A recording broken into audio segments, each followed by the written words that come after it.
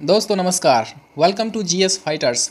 दोस्तों target series के अंतर्गत हम प्रैक्टिस कर रहे हैं उत्तर प्रदेश पुलिस एग्ज़ाम के लिए जीके और जीएस के क्वेश्चंस की। देखिए टारगेट सीरीज़ के अलावा हम हिंदी सीरीज़ को भी कंटिन्यू कर रहे हैं। उसमें हम हिंदी को टॉपिक वाइज प्रैक्टिस कर रहे हैं। पहले हम उस टॉपिक से रिलेटेड जो है थ्योरी सेक्शन को कंप्लीट करते हैं। उसके बाद उस थ्योरी सेक्शन से ही जो क्वेश्चन बन सकते हों उनको हम प्रैक्टिस करते हैं हिंदी सीरीज़ के अंतर्गत। और टारगेट सीरीज़ के अंतर्गत जीके और जीएस के क्वेश्चंस की प्रैक्टिस कर रहे हैं। टारगेट सीरीज़ का यह प्रैक्टिस सेट नंबर 14 है। ठीक है, अगर आपने अभी तक जीएस फाइटर्स को सब्सक्राइब नहीं किया है तो आपसे रिक्वेस्ट है जीएस फाइटर्स को सब्सक्राइब कीजिए, बेल आइकन दबाकर हमें सपोर्ट कीजिए और वीडियो अच्छा लगे तो एक लाइक ज़रूर कीजिए। ठीक है, चलिए practice set number 14 target series का शुरू करते हैं। और पहला प्रश्न है, आपको बताना है एक अंतरिक्ष यात्री चंद्रमा की सतह पर अपने साथी की आवाज़ नहीं सुन सकता। आपको रीज़न बताना है क्यों। आपके ऑप्शंस हैं, चंद्रमा की सतह पर कई क्रेटर हैं। देखो क्रेटर उसको बोलते हैं जो ज्वालामुखी फटने के बाद जो गड्ढा बन जाता है वहाँ पर, ठीक है, उसको क्रेटर बोलते हैं। दूसरा ऑप्शन है, चंद्रमा पर पृथ्वी की तुलना में गुरुत्वाकर्षण कम है। तीसरा ऑप्शन है, उत्पादित आवृत्ति ध्वनि आवृत्ति से अधिक है। और चौथा ऑप्शन है, ध्वनि प्रचलित करने का माध्यम नहीं है। देखिए इस प्रश्न का सही उत्तर है ऑप्शन नंबर डी, ध्वनि प्रचलित करने का माध्यम नहीं है। ओके, देखो चंद्रमा पर ना किसी भी तरह का एक वायुमंडल या वातावरण नहीं है। ठीक है, और ध्वनि के संचरण के लिए एक द्रव्यात्मक माध्यम की आवश्यकता होती है। ठीक है, और चूंकि चंद्रमा की जो सतह होती है वहाँ पर वायुमंडल है ही नहीं तो ध्वनि चलेंगी कैसे, संचरण कैसे कर पाएंगी, नहीं कर पाएंगी ना। तो यही कारण है कि एक व्यक्ति दूसरे व्यक्ति की बात या आवाज़ नहीं सुन सकता चंद्रमा की सतह पर। अच्छा, हमारा जो दूसरा वाला ऑप्शन था कि पृथ्वी की तुलना में चंद्रमा पर जो ग्रेविटेशनल फोर्स होता है वो कम होता है, ये बात सही है, लेकिन ये उसका एक्यूरेट आंसर नहीं है। ठीक है, जो मेन रीज़न है वो वायुमंडल ना होना है चंद्रमा की सतह पर।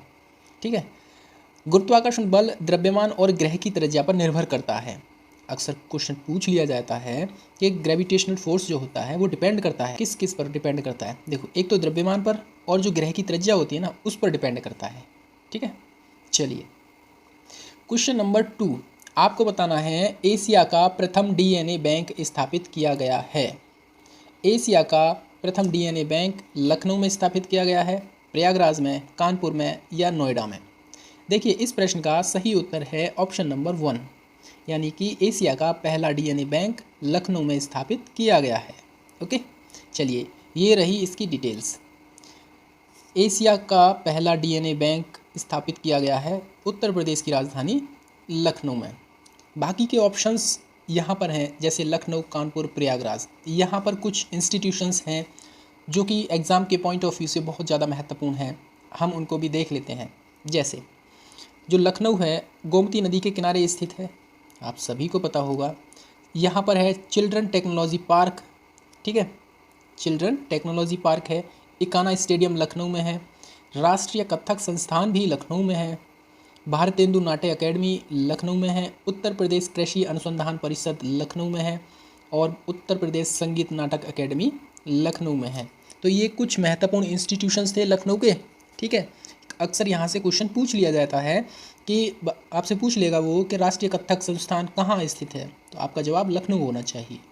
ओके, कानपुर में कौन कौन से इंस्टीट्यूशंस हैं, देखो सबसे इम्पोर्टेंट है यहाँ पर कृत्रिम अंग निर्माण लिमिटेड जो है, इसे उत्तर भारत का मैनचेस्टर भी कहते हैं।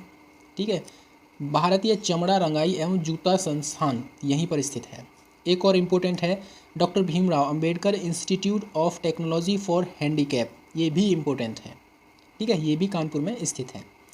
प्रयागराज में क्या है, देखो एक तो है जवाहर नक्षत्रशाला और ये सबसे ज़्यादा जनसंख्या वाला ज़िला है उत्तर प्रदेश का।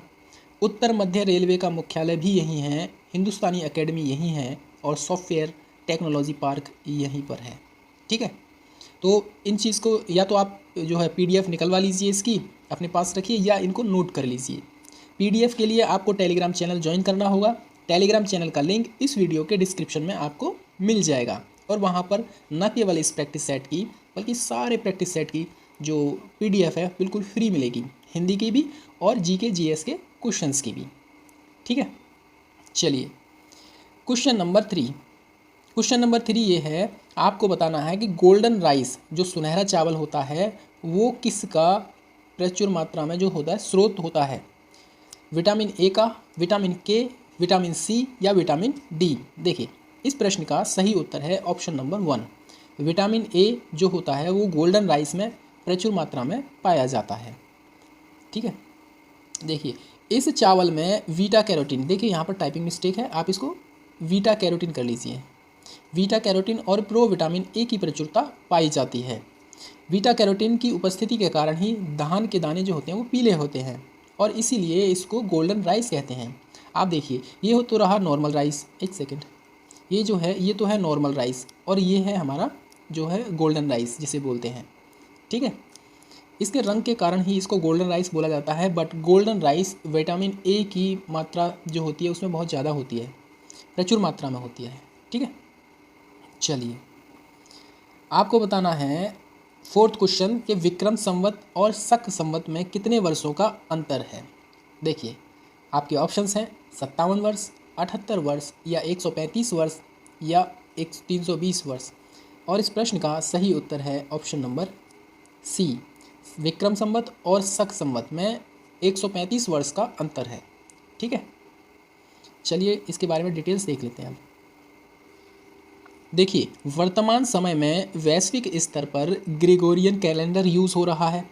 विक्रम संवत की शुरुआत 57 ईसा पूर्व में हुई थी, यानी कि ईसा पूर्व में थी, जबकि शक संवत की शुरुआत 78 ईस्वी में हुई थी। विक्रम संवत 57 ईसा पूर्व में और शक संवत 78 ईसा पूर्व में, यानी कि अगर हम 78 में 57 ऐड कर देंगे तो इनके बीच का अंतर निकल कर आ जाएगा, यानी और वह अंतर है 135 वर्ष का।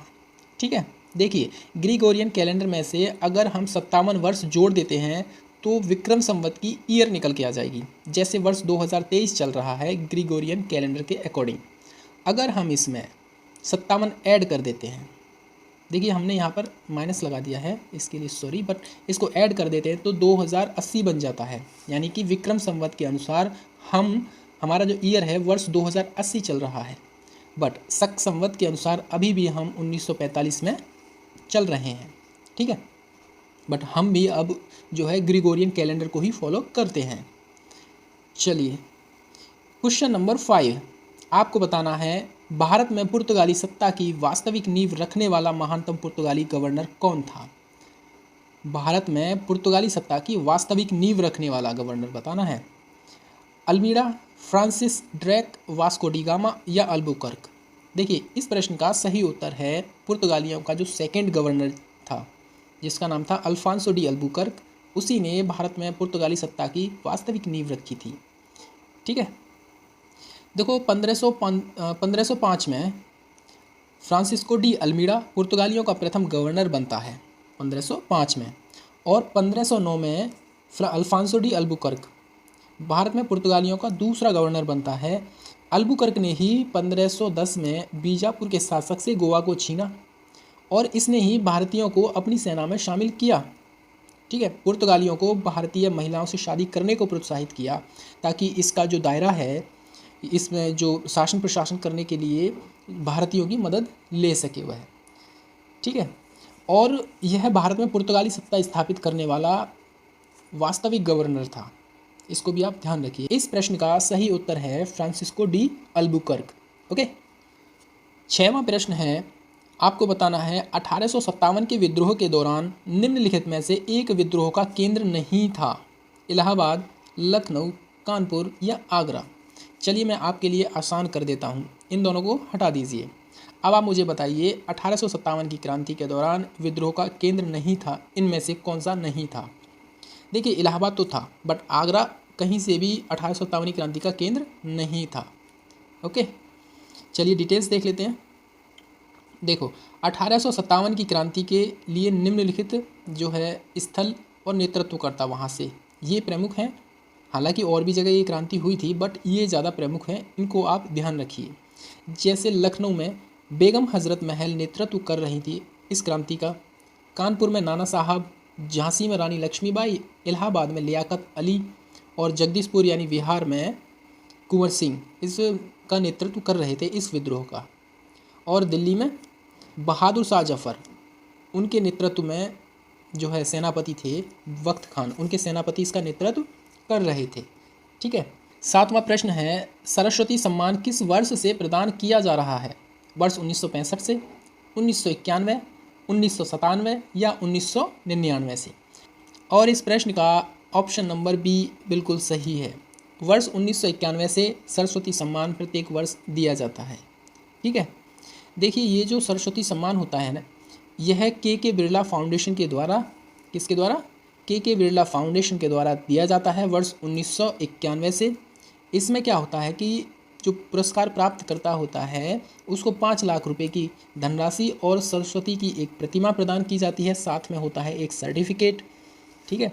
वर्ष 2022 का जो सरस्वती सम्मान है वो मिला है शिवा शंकरी को, ये तमिल लेखिका हैं, इनको दिया गया है। और सबसे पहली महिला जिनको सरस्वती सम्मान मिला था वो थी बालामणि अम्मा को। ठीक है, इन्हें भी आप ध्यान रखना।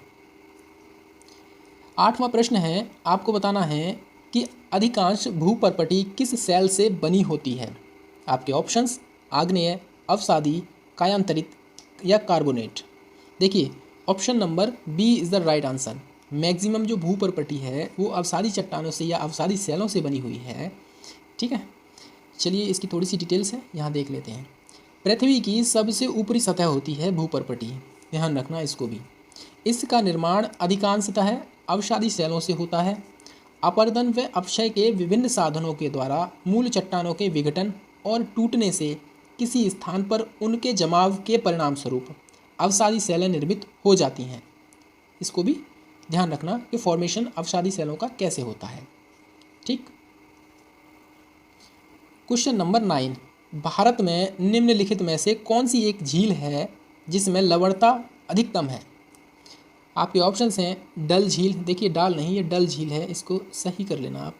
ठीक है जी, डल झील, चिलिका झील, वुलर झील या सांभर झील। यानी कि आपको बताना है भारत की सबसे ज़्यादा खारे पानी की झील निम्नलिखित में से कौन सी है। और इस प्रश्न का सही उत्तर है ऑप्शन नंबर डी, सांभर झील। ओके, देखो सांभर झील जो है ना वो राजस्थान के जयपुर नगर के समीप खारे पानी की एक झील है और इस झील से बड़े पैमाने पर नमक का उत्पादन होता है। इसमें 3 नदियाँ आकर गिरती हैं और जो गाद लेकर आती हैं नदियाँ, गाद में स्थित विलयशील सोडियम जो होता है, सोडियम यौगिक जो होता है वो वर्षा के जल में घुलकर नदियों द्वारा झील में पहुंचा दिया जाता है और जल के वाष्पन के पश्चात झील से नमक पृथक कर लिया जाता है। इस प्रकार सांभर झील सबसे ज़्यादा लवणीय झील है भारत के अंदर। ओके, 10वां प्रश्न है, निम्न में से कौन सा अधिनियम भारत में द्विसदनीय विधायिका लाया था? वर्ष 1961 का अधिनियम, वर्ष 1909 का अधिनियम, 1919 का अधिनियम या 1915 का अधिनियम? देखो, वर्ष 1915 में कोई अधिनियम नहीं आया था। 1909 के अधिनियम की मुख्य विशेषता यह थी कि इस अधिनियम ने जो है मुसलमानों के लिए एक पृथक निर्वाचन क्षेत्र की व्यवस्था कर दी 1909 के अधिनियम में। इसको मॉर्ले मिंटो सुधार अधिनियम भी बोलते हैं। ठीक है, और इस प्रश्न का सही उत्तर है ऑप्शन नंबर बी। वर्ष 1919 का जो अधिनियम था उसमें द्विसदनीय व्यवस्था की गई थी। 1919 के अधिनियम को मॉन्टेग्यू चैम्सफोर्ड अधिनियम के नाम से भी जाना जाता है। यह अधिनियम भारत में एक क्रमिक रूप से उत्तरदायी सरकार की स्थापना करने के उद्देश्य से लाया गया था। इसने प्रांतीय और केंद्रीय विषयों की सूची की पहचान कर उन्हें पृथक किया, राज्यों पर केंद्र के नियंत्रण को कम कर दिया और पहली बार द्विसदनीय व्यवस्था, मतलब द्विसदनीय व्यवस्था और प्रत्यक्ष निर्वाचन की व्यवस्था शुरू की। द्विसदनीय व्यवस्था यानी कि राज्यसभा और लोकसभा का इसने गठन किया। केंद्रीय बजट को राज्यों के बजट से अलग कर दिया। राज्यों को कहा कि आप अपना बजट स्वयं प्रस्तुत कीजिए, स्वयं तैयार कीजिए। ठीक है, एक केंद्रीय लोक सेवा आयोग का गठन किया गया और इसी अधिनियम के माध्यम से वर्ष 1926 में केंद्रीय लोक सेवा आयोग का गठन होता है। और इस अधिनियम में एक और मुख्य विशेषता यह थी कि लंदन में भारत के लिए उच्चायुक्त के कार्यालय का गठन किया गया था। ठीक है, तो ये कुछ महत्वपूर्ण पॉइंट थे 1919 के अधिनियम के बारे में। ठीक है, 11वां प्रश्न है और 12वां प्रश्न है। 11वें प्रश्न में आपको बताना है वर्ष 2011 की जनगणना के अनुसार उत्तर प्रदेश की कुल जनसंख्या का कितने प्रतिशत नगर में निवास करता है, यानी कि उत्तर प्रदेश की नगरीय जो जनसंख्या है उसका कितना परसेंट है।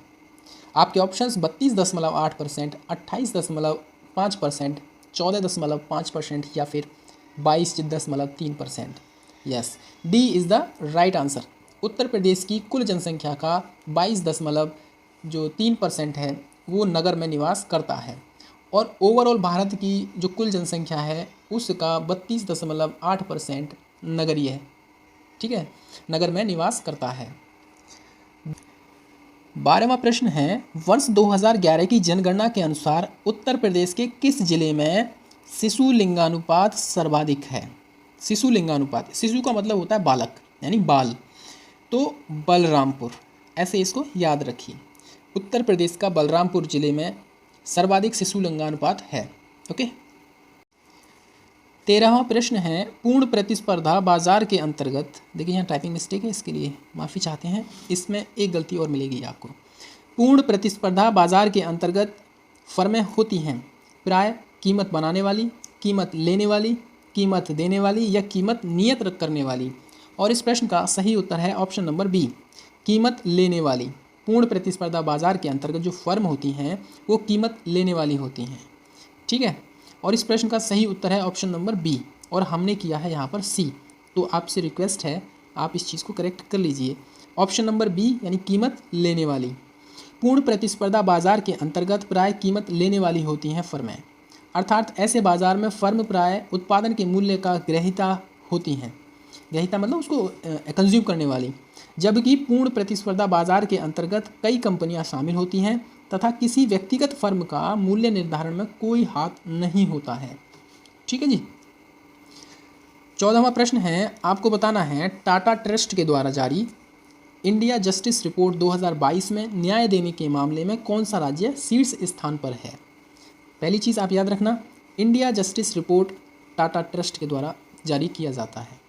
ठीक है, अब आपका जवाब हमें कमेंट सेक्शन में जल्दी से मिल जाना चाहिए कि ऐसा कौन सा स्टेट है जो न्याय देने के मामले में प्रथम स्थान पर है।